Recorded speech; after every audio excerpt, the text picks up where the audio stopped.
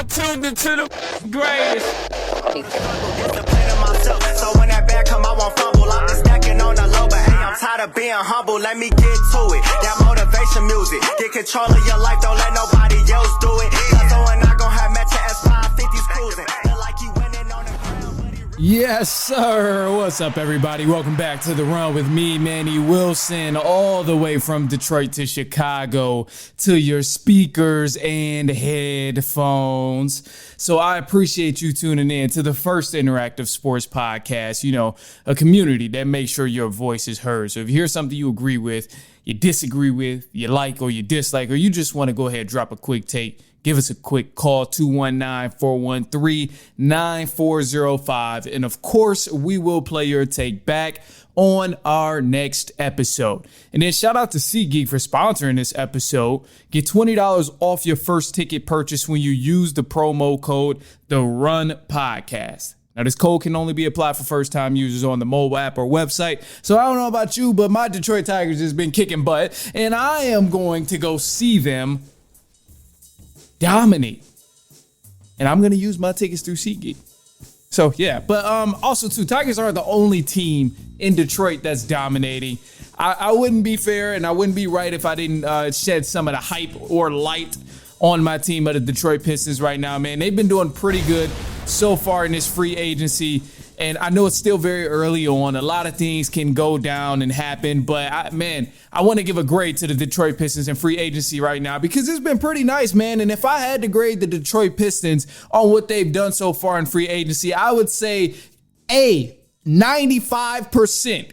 95%. I'm giving them a solid A on their job that they've done so far in free agency, because for them to already have kind of lost one of their main targets in free agency, including Malik Beasley, a guy who got in trouble with gambling and all of that stuff, someone who just kind of got wiped off the board, who was the main option in free agency. They didn't put us in jeopardy for the future. They didn't make any outlandish moves that's going to hurt us or hurt the chemistry of the team. And they also still retained pieces like a pure shooter that we got, and also some guys that's going to come in and help fill in a role on the bench and bring in some more scoring. So for me, man, Trajan Langdon, you've done amazing. The Pistons front office, you guys have done amazing, and I have nothing bad to say about it. It's a solid A for me, a 95% of the job that you guys have done, because it's possible we still might be opening up some more cap space. We didn't make any bad deals, even after losing Tim Hardaway Jr. Obviously, Malik Beasley has got his situation, but Dennis Schroeder is another guy who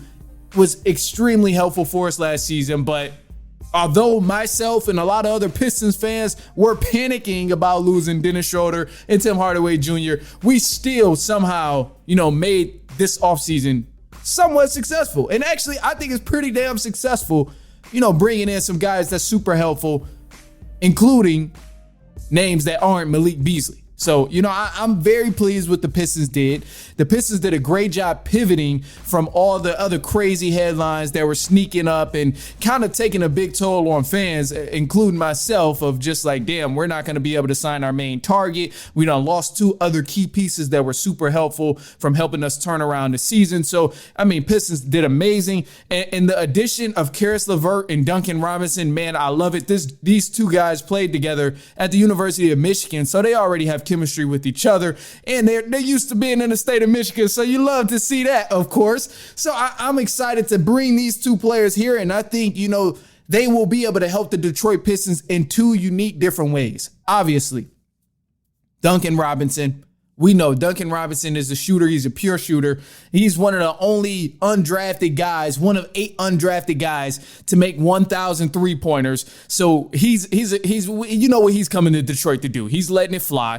And I think also too with Duncan Robinson, his ability to put the ball on the floor is a little bit underrated. So the way his game is going to bounce off of K's game is going to be extremely helpful. Having a guy there who can kind of take the scoring toll off of Cade Cunningham a little bit, and then also Karis LeVert. I don't think he'll be a starter, but coming off the bench, he's an athletic guy, shifty, can create his own shot. And this is exactly what the Pistons needed. This is why people were excited to bring Dennis Schroeder there, why people were excited of possibly getting Malik Monk, even though I don't think we necessarily need him, which I'll explain down the line.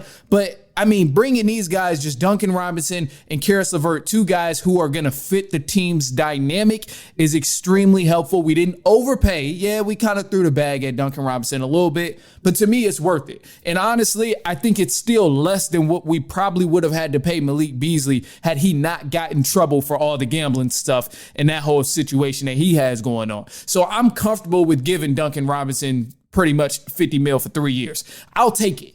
I'm fine with that. And then defensively, I'm not really concerned defensively, honestly. As long as we got Asar Thompson and Jalen Duren on the defensive end, I'm good. I'm content with our defensive ability and the way that we can lock down teams, because I mean, those two guys are just, man, they helped us out so many times, like just in the course of the regular season. So I think those are our defensive anchors. You know, Asar Thompson, Jalen Duren. Those two are the defensive anchors for the Pistons. Obviously, everybody else will have to play their part. They'll have to make sure they give effort on the defensive end. But Asar Thompson, Jalen Duren, those two, if we got those two, those are key pieces. Ron Holland is also a great defender as well. He's still super young. So we got a huge bright side. And then honestly, I don't think there's many gaps for us to fill. Outside of just wanting to bring in another power forward in the center, maybe just bring in some more depth on the front court for the Detroit Pistons. That's the only gap I can think of that still needs to be filled for this roster right now, because, I mean, you know, we can add another 4 or 5 just to give Stewart and Duren a break, but they have to play defense. They still have to be there. Preferably, I would want them to, whoever we bring in at the 4 or 5, I would preferably want them to have some sort of scoring ability.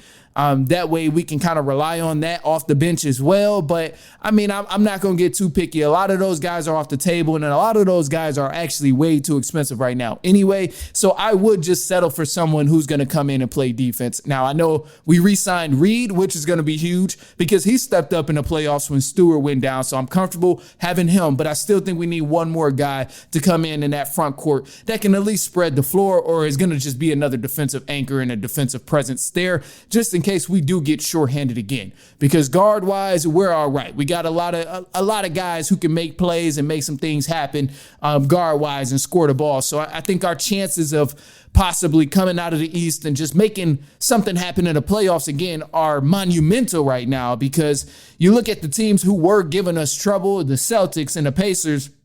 They're not really going to be there. The Celtics, I mean, they pretty much done. They got rid of Jrue Holiday and Porzingis, and, you know, they don't have any Jason Tatum right now. So that's going to be a huge blow for them. I'm not really worried about the Celtics. I think if we match up against them, it'd be a great series, but we can take them. And same for the Indiana Pacers. Losing Miles Turner is a huge blow, and they already don't have Tyrese Halliburton. So I'm not worried about the Pacers at all. The only other teams you really got to worry about in the Eastern Conference, if being a Pistons fan, is really the Milwaukee Bucks and the New York Knicks. Knicks because we played them last year, and they got the dude Brunson, who's just a killer. Bucks, Giannis. it's Giannis. I don't need to explain any much more than that. I mean, outside of those two teams, I don't really think any other team can hang with the Pistons from a roster's depth standpoint. Like, yeah, the Cavs are good. I know the Magic is on the come up. The Hawks actually made some great moves this offseason so far, and those teams are going to be solid. But in terms of a 7-game series and a roster's depth standpoint, I don't see them being on the same level as the Pistons right now. Both sides, when you look at Magic, Hawks, Cavs, got a lot of low-key guys on there. But I just think the Pistons' low-key guys are a little bit better than everybody else's right now. And we'll see. We'll obviously see how it plays out to know the truth about it. But, people forget that a guy like Jaden Ivey did not play most of the season last year. But Jaden Ivey was yet a dude who was averaging 17 points before he got injured. Like, this dude is a bucket. And he didn't really get a chance to exploit it as much as Cade got the chance to show how great he's improved over the past few years, because Cade was healthy and Ivy was obviously out. So I think now that Ivy's going to come back and be healthy for the full season, it's gonna be a huge difference maker, and people will see. They'll begin to tell, like, damn, that other dude over there. I mean, Ivy, he's kind of nice. Like, he's got some skill to him. Like, damn, him and K 1-2 punch. That's a good combination. How the hell did they get this on the same team? So I think we'll begin to see that down the line, but it does take time. And right now, man, I'm very satisfied with where we are in the free agency, because we still have a bright future ahead of us, still a very, very young team. So obviously I'm not expecting to win no championship next year, but so be it. We don't win a championship next year. The next few years after that, we still have developing talent. The best way to look at it is 5 years from now, our superstar is only going to be 29, 28, probably in his prime at that point. So I'm content with that. And we still going to have a lot of guys up under him. If we can continue to keep them, they won't even be cracking 27. So, I'll be excited. I'm excited about this, man. I think, we got some more. We got to review all the other stuff that happened during the deadline, because a lot of people got moved around. So we'll jump into some news, which mainly is going to focus on the free agency. But stay tuned. Don't go anywhere. We'll bring all of that free agency stuff to you in just a sec. It's halftime. We'll be right back.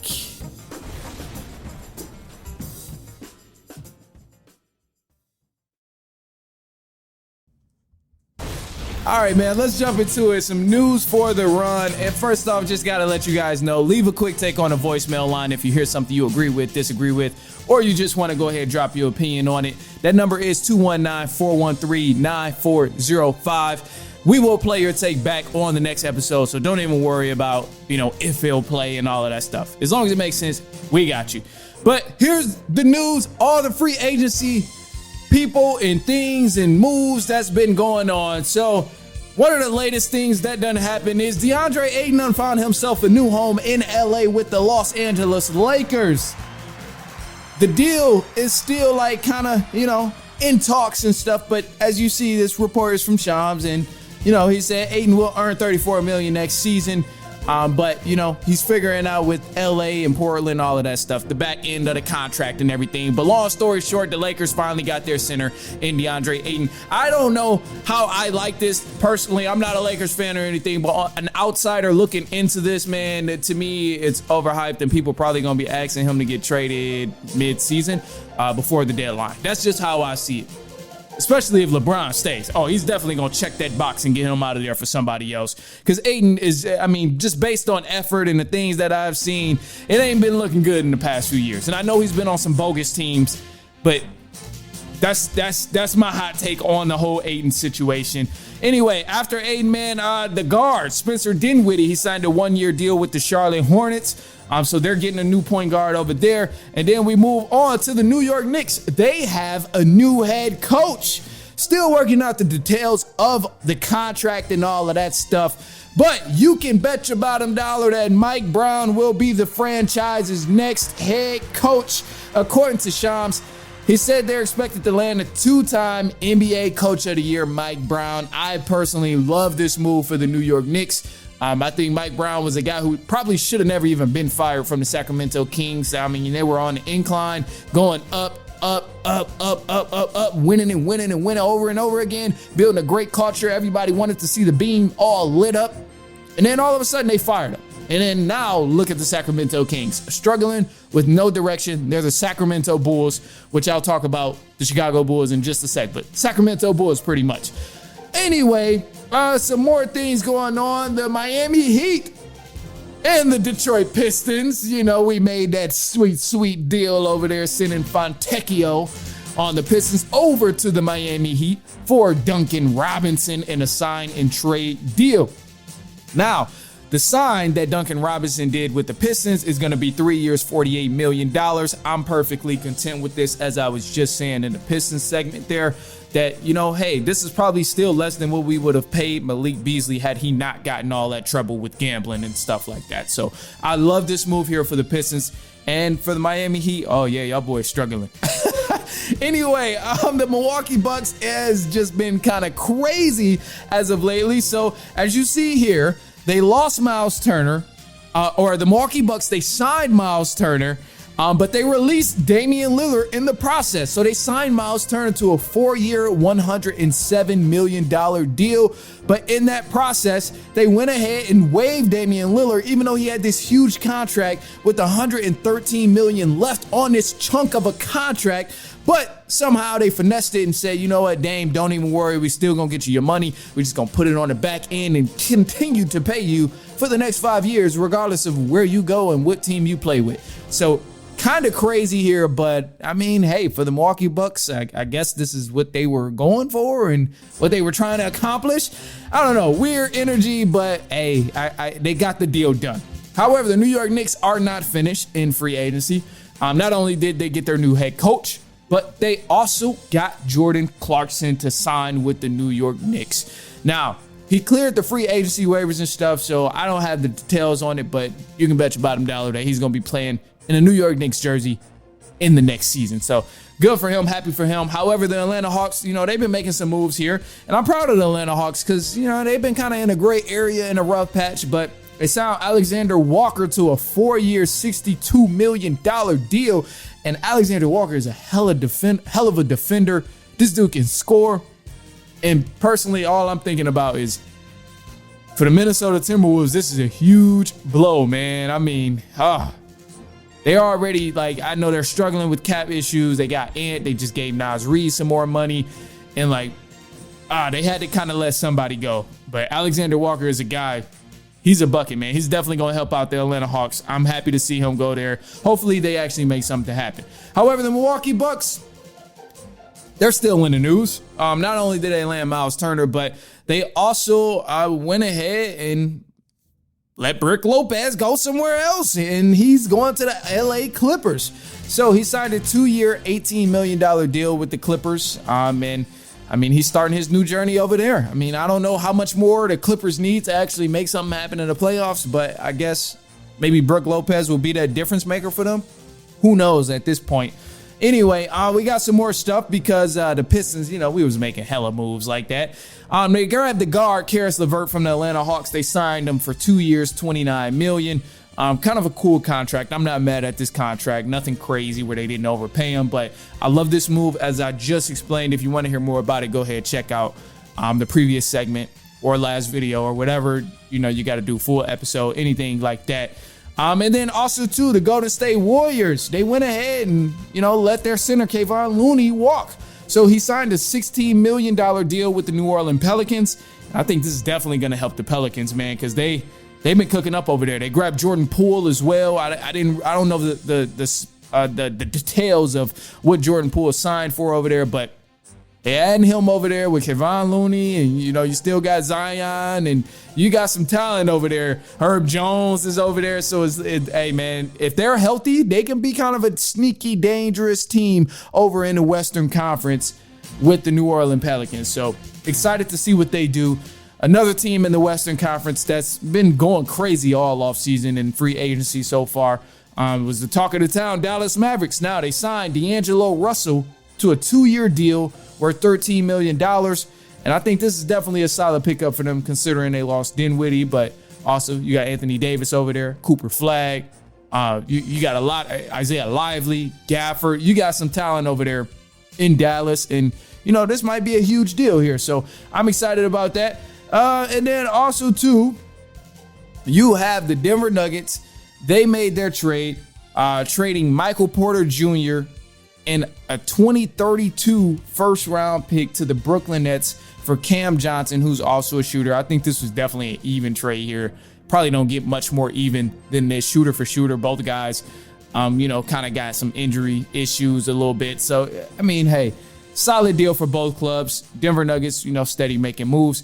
And then the Chicago Bulls, they are trading Lonzo Ball to the Cleveland Cavaliers for Isaac Okoro. So I'm excited about this deal, man. And one thing with the Chicago Bulls, I'll say this, man.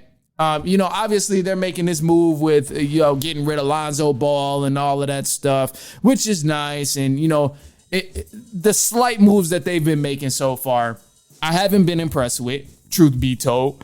But with the Chicago Bulls, I wasn't really a fan of the draft. I just did not understand, and I don't understand why you draft a forward and a center when you claim that Patrick Williams is your future. It does not make sense to me. I'm all for adding more depth at a position and, depth on a team, but it just doesn't make sense to me.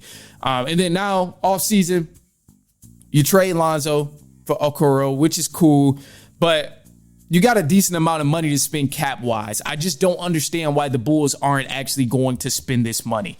Now, I understand they're in a tough situation, too, because they got some guys coming up on contracts. Giddey is going to be up for negotiation, I think, this season. Kobe White is going to be there next season. Vucevic is up there next season as well. So you got some people where you're going to have to figure out if you're going to pay. The logic I look at with this situation is you want to re-sign Giddey. You want to try and bring him back, but you definitely don't want to overpay for him. And if he declines and wants to go test free agency, let him go. You do not want to overpay another player that's not worth the money you're giving him, because you did that with far too many players in the past, and you have to break the cycle at some point. And then if you are going to bring back Kobe White or Vucevic, then you need to solidify those guys that you actually want to keep them there. Now, personally, I'm on the side of, okay, now, you got Giddey, Kobe White, and Vucevic all coming up for their contracts. Somebody's going to have to get paid, which is cool and understandable. However, the Bulls have not been in the playoffs. They only been a play-in team for the past few years, and they haven't even done anything in a play-in. So I'm looking at this like, why are any of you guys worth this contract? And to me, the Bulls ain't going to do a damn thing until they decide to fire the GM and fire the head coach. They got a clear house, man. I mean, only guy I want to bring back at this point is Montes Buzelis. That's it. That's the only bucket I want to bring back. Everybody else can go. You've been on the roster for long enough. You haven't developed to a point where it's clear to me that I need to build around you and make something happen and put more pieces around you to hold my franchise. So clear house. Clear house. I don't know what the hell. I mean, we know what ownership does, judging from the White Sox. We clearly nothing. But you've had Mark Eversley there since 2020. You've had Billy Donovan there since 2020. That's 5 years, going on 6 years. And these guys haven't done anything with the Chicago Bulls to prove why they still deserve their job. Nobody has done anything. So you got all this personnel here of, oh, this guy's good. He's a fan favorite. He's good. But at the end of the day, you're literally just wasting money if you decide to pay them a bigger contract without actually fixing the core of the problem, which is the GM and the head coach. So go ahead. If you want to throw Kobe White the bag, throw him the bag. If you want to throw Vucevic the bag, throw him the bag. But you're going to regret it, because I'm telling you right now, there's no future in that. You've had those guys and they haven't gotten you anything over the past few years. How much more do you need to see to realize that they are not the answer? Build through Montes Buzelis and whoever else. I don't know. I'm not a firm believer that the guys you drafted are going to be the future of the franchise, but you got to make some good damn decisions, and the good damn decisions are not going to start until you fire the GM and the head coach with the Chicago Bulls. They have to get the hell out of there, bro, because it's unbelievable how bad they've been with no changes. I just don't get it. What are they waiting for? What are the Bulls waiting to see from Eversley and Billy Donovan? What are they waiting to witness with this basketball team?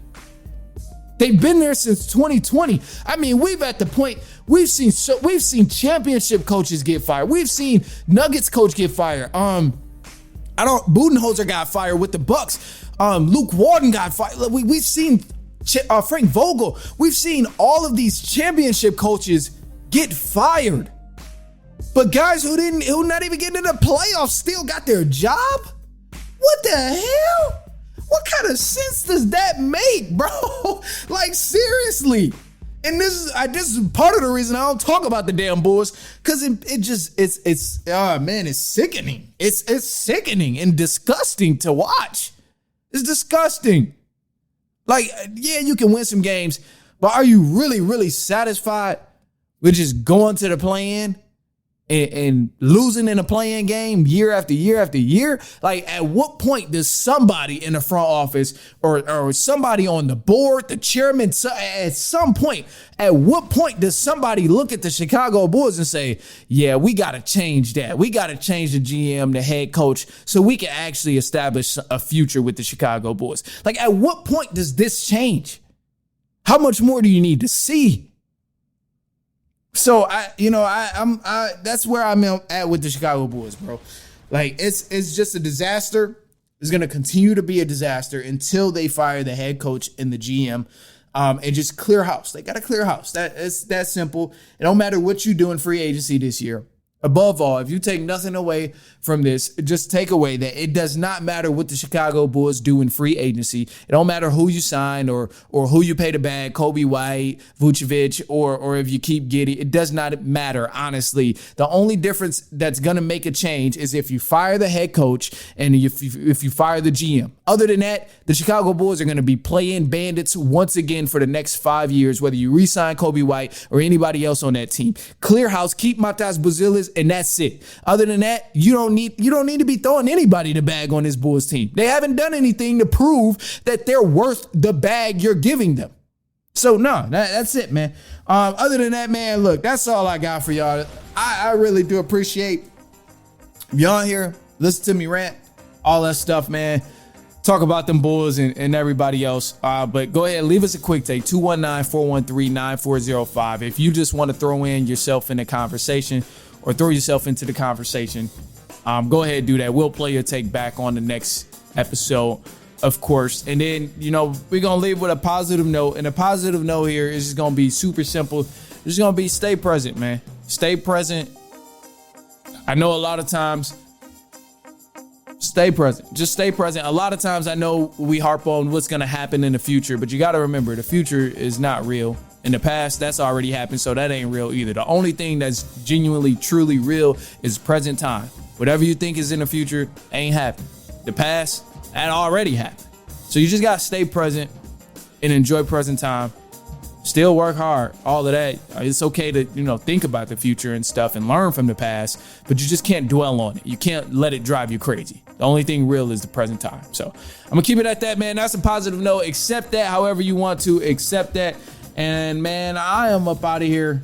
Oh, it's the 4th. It's the 4th weekend. Yeah, shout out to everybody, whatever y'all do, man. Stay safe out there and, and light some fireworks, have a good time, drink a brew, smoke some smoke, whatever you do, enjoy yourself. It's the 4th.